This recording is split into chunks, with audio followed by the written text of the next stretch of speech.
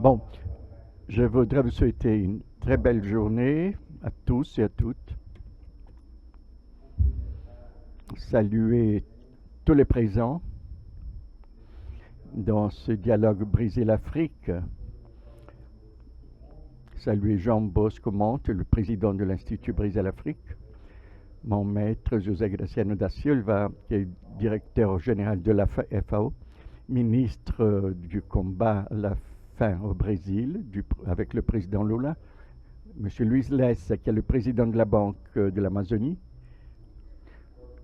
le corps diplomatique des pays africains, les Émirats arabes et tout le corps diplomatique présent. Et d'abord vous dire que c'est un honneur pour moi de participer à ces symposiums, ces colloques. Et j'estime que cette synergie du Brésil avec l'Afrique, c'est une synergie qui fait partie de nos corps, dans la peau vraiment, ça fait partie de notre culture. Il y a un diplomate brésilien qui disait « Ce qui nous sépare, le Brésil et l'Afrique, c'est une rivière qui s'appelle Atlantique. Donc on est très liés à l'Afrique et le Brésil est très lié à l'histoire de l'Afrique. Et l'histoire du Brésil est très imbriquée, est très liée à l'histoire de l'Afrique. Et je voudrais citer ici, sur notre panel, qui est le thème de l'agriculture durable, c'est le thème de la souveraineté alimentaire. Et je voudrais commencer par demander mes excuses à José Graciano, parce que lui, c'est mon maître, et moi, je parle comme si j'étais en examination ici pour mon doctorat, disons. Alors, pardonnez-moi les failles et notez vos suggestions pour que j'améliore. Mais je voudrais aussi ici dire que le grand défi pour le Brésil, c'est le défi de la souveraineté alimentaire. Nous sommes un pays de 213 millions d'habitants avec de profondes inégalités sociales. Nous sommes un pays où le thème de la faim a toujours été un thème politique, un sujet qui concerne notre histoire. Et ce thème auquel il fait face, et le gouvernement Lula fait face comme un défi énorme, un défi dont le gouvernement de Lula a une obsession, c'est le thème de la souveraineté alimentaire. Et c'est déjà le troisième gouvernement du président Lula, et ce troisième gouvernement,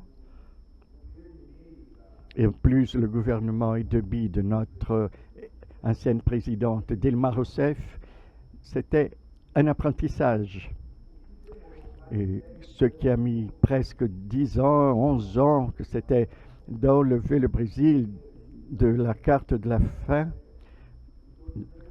Et dans cette décennie, dans 2 ans et demi, les politiques du gouvernement ont réussi à enlever à nouveau le Brésil de la carte de la faim. Et je voudrais citer panoramiquement ces faits. Il y a eu une augmentation des revenus salariels. Le salaire des travailleurs a augmenté au-dessus de la moyenne nationale, tandis que la moyenne nationale était de 11%. Parmi les couches les plus populaires, la croissance des revenus était autour de 30%. Donc, on a eu une grande croissance de cette rente qui s'est révélée d'une part par l'augmentation du salaire minimum et d'autre part sur les problèmes de transfert de rente, spécifiquement l'allocation familiale, le Bolsa Família, qui a été étendu jusqu'aux enfants de 5 ans qui ont reçu encore 150 réals et des jeunes. Et ces politiques ont fait qu'on augmente la rente et avec l'augmentation de ces revenus, une série de politiques d'alimentation l'ont suivi. Des politiques que le Brésil a adoptées. La plus robuste, c'est la politique de l'alimentation écolière. Aujourd'hui, on a investi déjà $1 milliard par an pour la politique d'alimentation des enfants à l'école. Et puis, il y a une autre politique, c'est la politique de l'acquisition d'aliments. On achète ces aliments venus des communautés indigènes ou originaires des populations agricoles de l'Afrique même, et on l'offre aux communautés qui sont dans l'insécurité alimentaire. Là, on a eu autour de 500 millions de dollars investis jusqu'à présent. Donc, je parle d'1,5 milliard de dollars investis soit dans la politique de l'alimentation des écoliers, soit pour l'acquisition d'aliments. Et aussi une politique qui est vouée aux achats institutionnels de l'armée et aussi les universités qui font ce transfert de ces ressources vers des achats de cette nature. Seulement pour l'alimentation des écoliers, seulement pour l'acquisition d'aliments et les achats institutionnels, ces achats sont faits directement à l'agriculture familière. Et donc, c'est une ressource qui provoque une grande augmentation de la production d'aliments dans les communautés les plus pauvres et les inclut par la voie économique, dans la mesure où elles vendent leurs produits au gouvernement et le gouvernement produit l'alimentation des écoliers et des communautés qui sont dans la sécurité alimentaire. Et de cette manière, on a dans le pays un cycle vertueux où on produit plus d'aliments et on promeut un plus grand accès aux aliments par les couches les plus pauvres de la population. Le Brésil, dans l'espace de 2 ans et demi, a réussi à sortir de la map de la faim encore une fois. Mais nous avons encore une grande préoccupation par rapport à ceux qui sont encore dans cette situation d'insécurité alimentaire. Ça veut dire que ce programme doit se poursuivre. On ne peut pas l'arrêter par ce résultat. Il faut qu'il soit appuyé et animé par ce résultat pour qu'on arrive à d'autres résultats, qui est celui de garantir, d'assurer la sécurité alimentaire à tous les Brésiliens et Brésiliennes.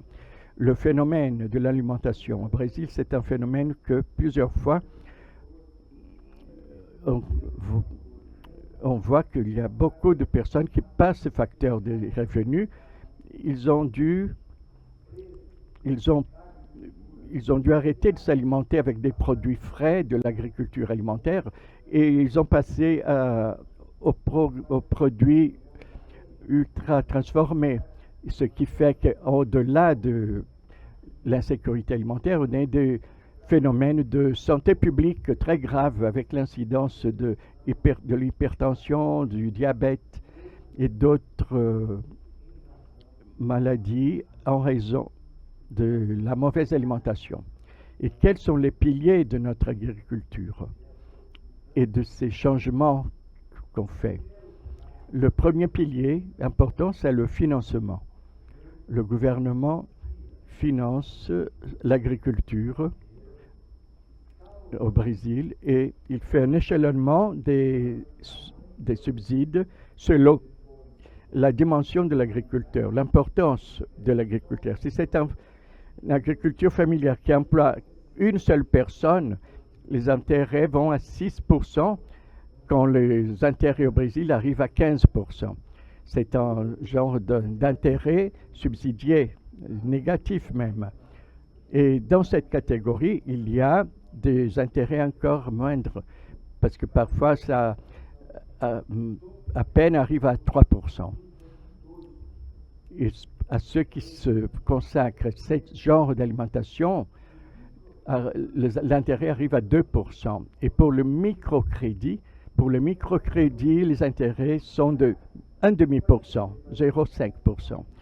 Donc cet investissement sert à alimenter ces familles et à possibilité qu'elles vendent sur le marché toute une ligne, toute une gamme d'aliments qui vont arriver à la table du peuple. Donc le financement, c'est un mécanisme qu'on adopte fortement pour encourager cette agriculture. L'agriculteur moyen arrive à avoir un intérêt jusqu'à 8%, et les grands producteurs, ça va jusqu'à 15%. Les grands producteurs brésiliens, il a une culture, disons, il a un menu, disons, qui a une importance très grande pour l'exportation. Le Brésil reçoit beaucoup de devises en raison de cette production et de la vente de grains, de graines de viande, des viandes transformées même, du café.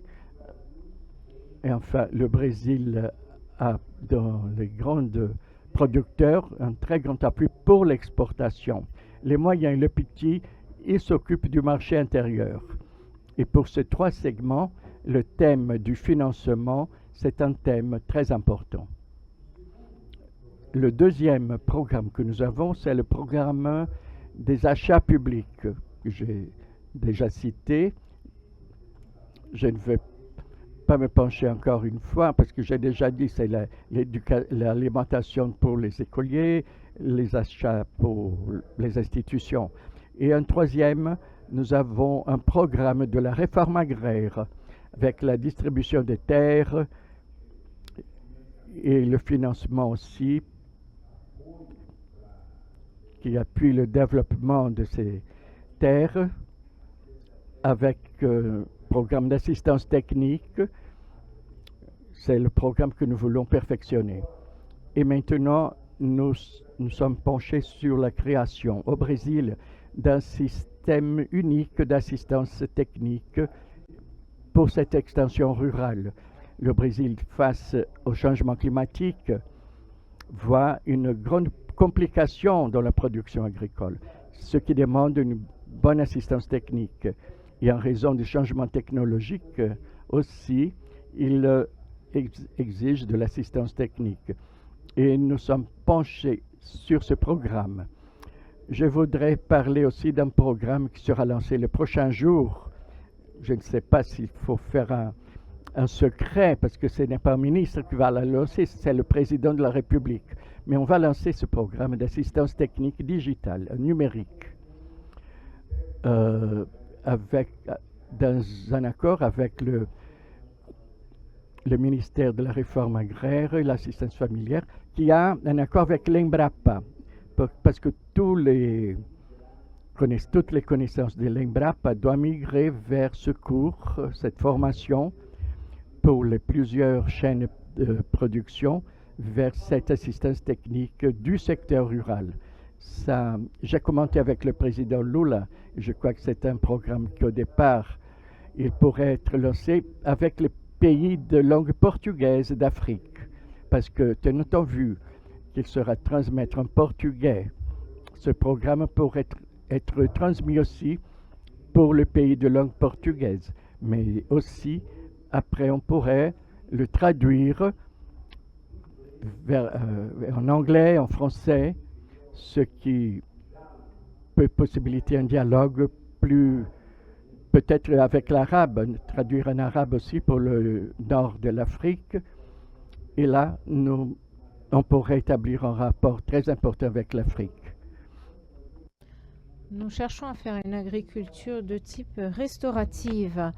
Nous voulons profiter d'une transition d'une agriculture de base chimique vers une agriculture de base biologique. Nous sommes fortement organisé pour faire cette transition. Un programme de financement avec des intérêts à taux très bas pour l'agroécologie, un programme de diffusion des biologiques, un programme vraiment d'agrobioécologie. Et l'agriculture brésilienne cherche à faire 2 grands programmes de restauration, pour restaurer. L'un, c'est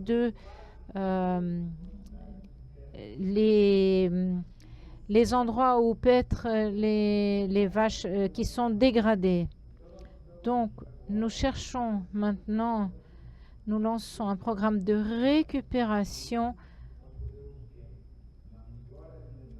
de ces pâturages. Et là, nous pourrons avoir une meilleure alimentation du bétail et on va profiter mieux, on va une meilleure contrôle dans le séquestre du carbone. Donc, nous aurons un meilleur traitement du sol, on testera le sol, nous ferons le traitement et le calcaire dans ce thème est un produit très important. Un autre programme que nous maintenant sommes arrivés à la phase de mise en place, c'est le programme de réforestation dans des espaces dégradés avec des forêts productives. Nous avons permis un financement du fonds d'Amazonie. Ce financement s'est transformé dans une sélection. Nous avons sélectionné 80 groupes de production et ce sera utilisé dans ce que nous appelons les forêts productives. Il y a un calcul qui dit que l'açaï, le cacao et le dendé ont un résultat qui est 10 fois plus grand que le bétail et le soja. Donc, la récupération de ces espaces dégradés qui donne un résultat économique pour ces agriculteurs pour qu'ils puissent changer le profil de leur rente, de leurs revenus dans ces régions. Alors, c'est 80 colonies qui ont été contemplées. Ce sont de l'agriculture familiale. Ce sont des arbres là qui donnent 3 à 4 ans pour un résultat, mais on commence à faire un consortium, une production en consortium avec le manioc, par exemple, avec la banane, la pastèque, le fruit de la passion. Et après, pendant que ces arbres grandissent, nous aurons un résultat très fort en Amazonie dans ce processus de reforestation d'espaces dégradés avec des espèces productives. Donc, cela vraiment, l'agriculteur de cette région est vraiment ému de voir comment c'est rapide. Nous avons eu l'occasion d'aller avec le président Lula d'une colonie dans les immédiations de Belém, dans la rivière Guama.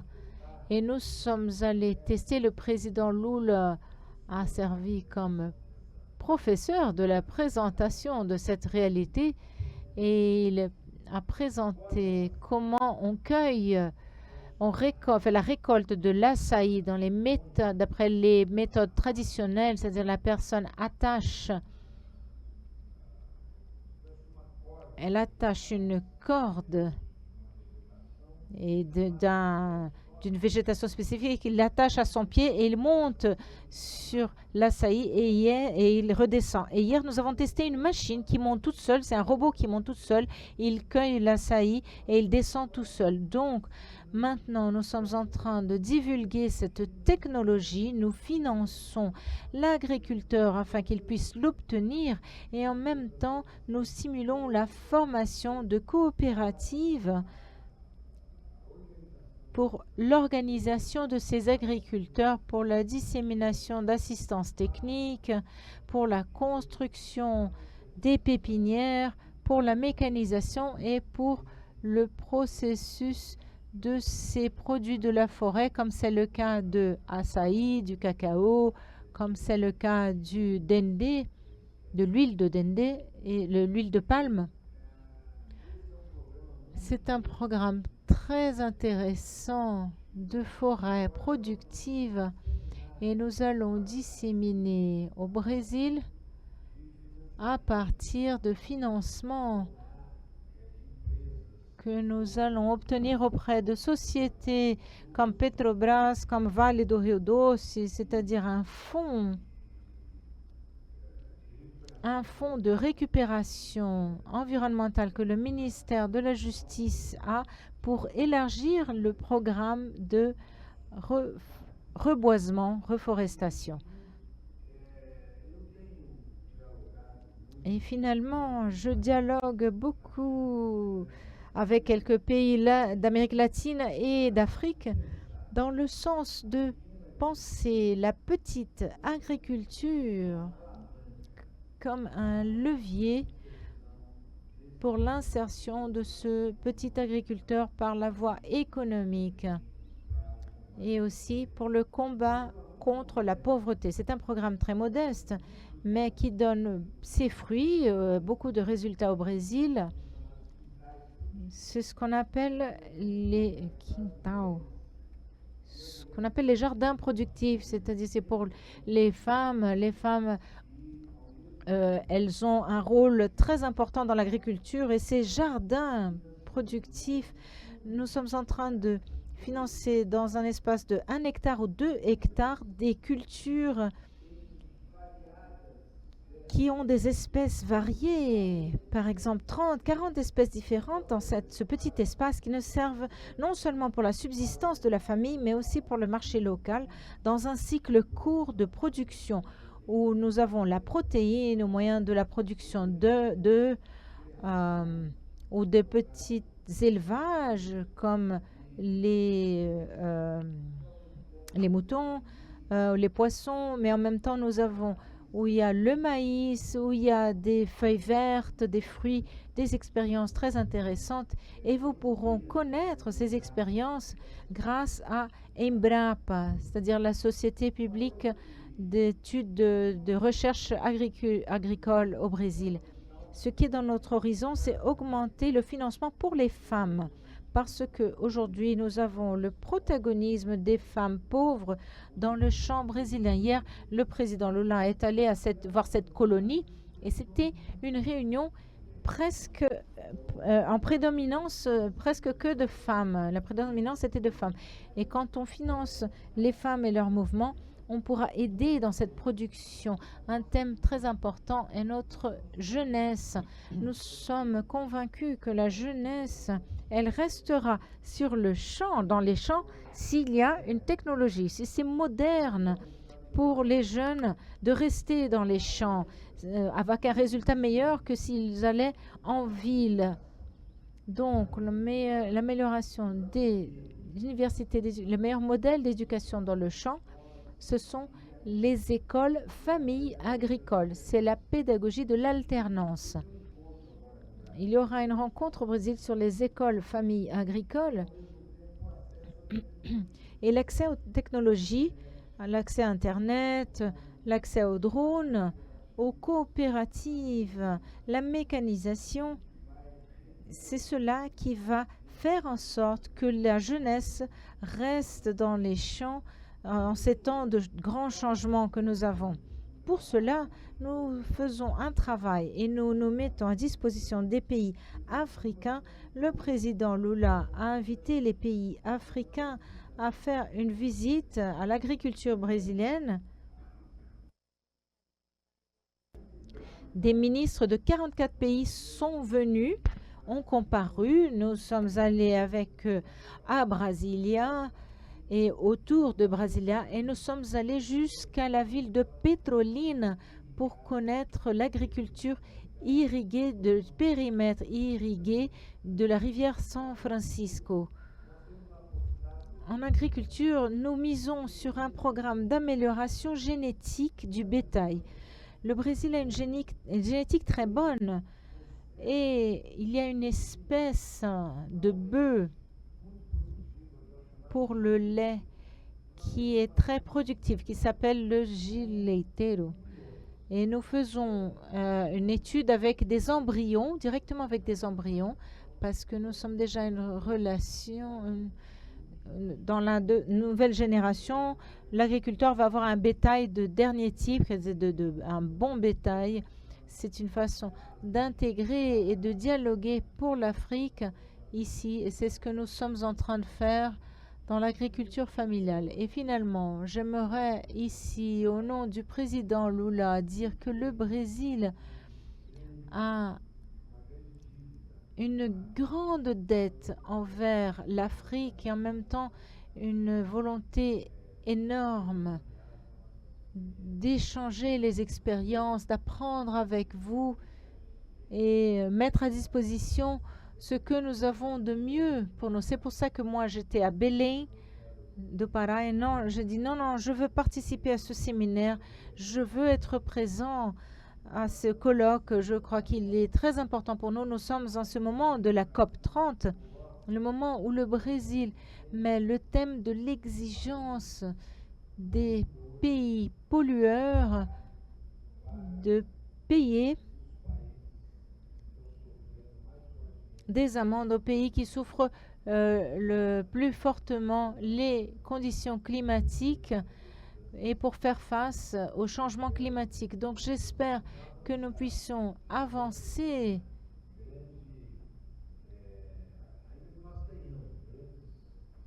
même si nous allons avoir de grands problèmes devant nous. C'est l'absence de l'un des principaux pays pollueurs dans cette conférence qui aura lieu à Belém. Mais le Brésil, à la COP 29 à Bakou, a proposé des enjeux très intéressants. Nous avons pris en charge des défis très grands de diminution de gaz à effet de serre et le Brésil est allé au-delà de ce qui s'était déjà engagé antérieurement et nous voulons voir si l'on crée un climat dans cette COP 30 pour que l'on avance en ce sens, pour que les pays pollueurs payent aux pays pauvres. Je voudrais remercier tous ceux qui sont présents ici à ce séminaire. Je sais qu'il y a des entrepreneurs brésiliens qui travaillent en Afrique. Le Itamaraty et l'APEX développent un rôle de soutien très important pour ces impresarios brésiliens et les Africains. Nous sommes portes ouvertes et ce que nous voulons, c'est un jour qui soit un monde dans lequel nous allons vaincre la faim, l'insécurité alimentaire et un monde qui puisse garantir l'alimentation de qualité à tous et à toutes. Le président Lula a été à Rome récemment. J'ai eu l'occasion de participer de la comitive et M. Graziano aussi a participé de cette rencontre où l'on a lancé le bureau de l'Alliance globale de combat contre la faim et la pauvreté. Il y avait le président Lula et le président temporaire Mohamed Yunus qui passe par un processus d'élection dans son pays d'origine. Enfin, je voudrais vous dire que nous sommes à votre disposition. Le Brésil continue à disposition des pays africains et de ceux qui veulent nous aider et qui veulent que l'on réponde à leurs demandes. Merci.